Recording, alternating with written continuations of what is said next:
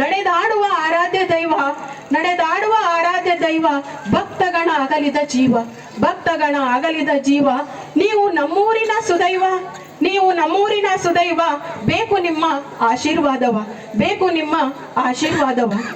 ಕಾಲು ನಡಿಗೆಯಲ್ಲಿ ದೇಶ ಸುತ್ತಿದರು, ಕಾಲು ನಡಿಗೆಯಲ್ಲಿ ದೇಶ ಸುತ್ತಿ. ವಿಜಯಪುರ ಜಿಲ್ಲೆಯ ಬಸವನ ಬಾಗೇವಾಡಿ ತಾಲ್ಲೂಕಿನ ಇಂಗಳೇಶ್ವರ ಗ್ರಾಮದ ವಿರಕ್ತಮಠದಲ್ಲಿ ಭಾನುವಾರ ಜರುಗಿದ ವಚನಶಿಲಾ ಮಂಟಪದ ನಿರ್ಮಾತೃ ಲಿಂಗೈಕ್ಯ ಚನ್ನಬಸವ ಮಹಾಸ್ವಾಮಿಗಳ ಸ್ಮರಣೋತ್ಸವ ಹಾಗೂ ನುಡಿನಮನ ಕಾರ್ಯಕ್ರಮ ನಡೆಯಿತು. ಚಿತ್ರದುರ್ಗದ ಮುರುಘಾ ಮಠದ ಶ್ರೀ ಶಿವಮೂರ್ತಿ ಮುರುಘಾ ಶರಣರು ಲಿಂಗೈಕ್ಯ ಚನ್ನಬಸವ ಸ್ವಾಮೀಜಿಯ ಗದ್ದುಗೆ ದರ್ಶನ ಪಡೆದು ನಂತರ ಸ್ವಾಮೀಜಿಯವರು ಕುರಿತು ಮಾತನಾಡುತ್ತಾ, ಲಿಂಗೈಕ್ಯ ಚನ್ನಬಸವ ಸ್ವಾಮೀಜಿಯವರು ಜಗತ್ತಿನ ಹಿತ ಬಯಸಿ ಅಂತ ಜಗದ್ಗುರುಗಳಾಗಿದ್ದರು ಹೇಳಿದರು. ಹಲವಾರು ಜಿಲ್ಲೆಯಿಂದ ಆಗಮಿಸಿದ ಸ್ವಾಮೀಜಿಯವರು ಲಿಂಗೈಕ್ಯ ಚನ್ನಬಸವ ಸ್ವಾಮೀಜಿ ಅವರ ಕುರಿತು ವಿಸ್ತಾರವಾಗಿ ಮಾತನಾಡಿದರು.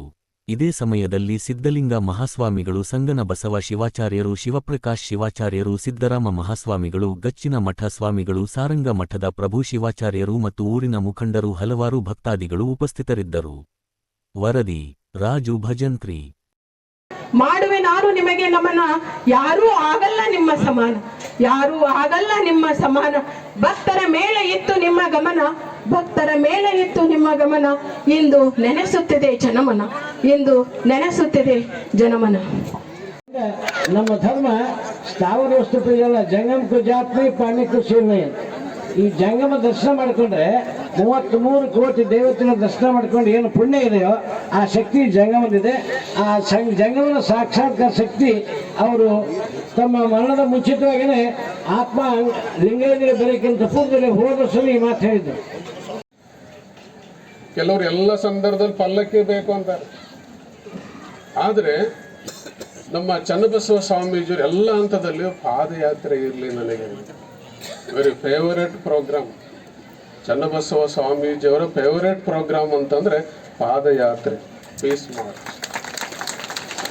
ಎಲ್ಲರೂ ಬರ್ರಿ ಹೋಗೋಣ, ಉಳಿವಿಗೆ ಹೋಗೋಣ, ಯಡಿಯೂರಿಗೆ ಹೋಗೋಣ, ಅಲ್ಲಿಗೆ ಹೋಗೋಣ, ಇಲ್ಲಿಗೆ ಹೋಗೋಣ ಅಂತೇಳಿ. ಅವ್ರು 100 ವರ್ಷ ಆದ ಹತ್ರಕ್ಕೆ ಬಂದಿದ್ರು. ಯಾಕೆ ಗೊತ್ತಾ? ಅವರದು ನೀಳಕಾಯ, ನೀಳಕಾಯ, ಅದು ನಿರಾಳಕಾಯ, ಅದು ಉಡಾಳಕಾಯ ಅಲ್ಲ. ಅದು ಅಲ್ಲಿ ಉಡಾಳತನಕ್ಕೆ ಅವಕಾಶ ಇಲ್ಲ. ನೀಳಕಾಯ, ಅದು ನಿರಾಳವಾಗಿರುವಂಥ ಕಾಯ. ಆ ಶರೀರವನ್ನು ಎಷ್ಟು ಚೆನ್ನಾಗಿ ಅಂದರೆ ಪಾದಯಾತ್ರೆಯ ಮುಖಾಂತರವಾಗಿ ಅವರು ದಣ್ಕೊಂತ ಇದ್ರು.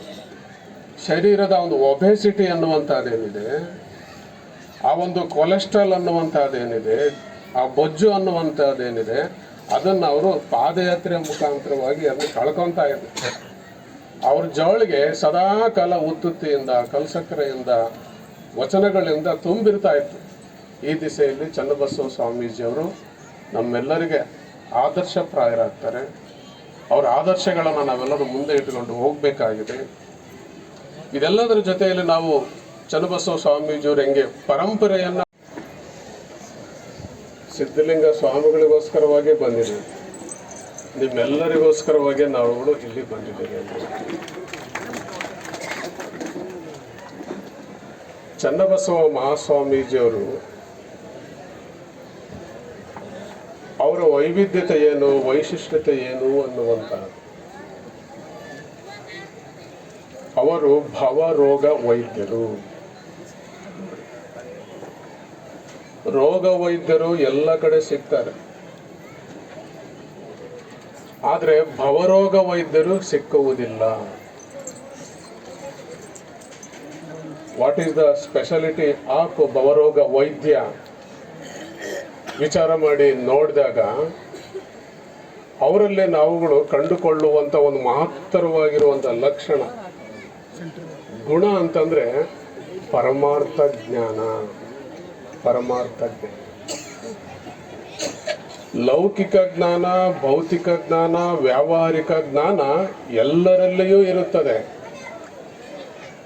ಆದರೆ ಸಂತರ, ಶರಣರ, ಮಹಾಸ್ವಾಮೀಜಿಯವರಲ್ಲಿ ಇರಬಹುದಾಗಿರುವಂಥ ಒಂದು ದಿವ್ಯ ಜ್ಞಾನ ಅಂತಂದ್ರೆ ಪರಮಾರ್ಥ ಜ್ಞಾನ.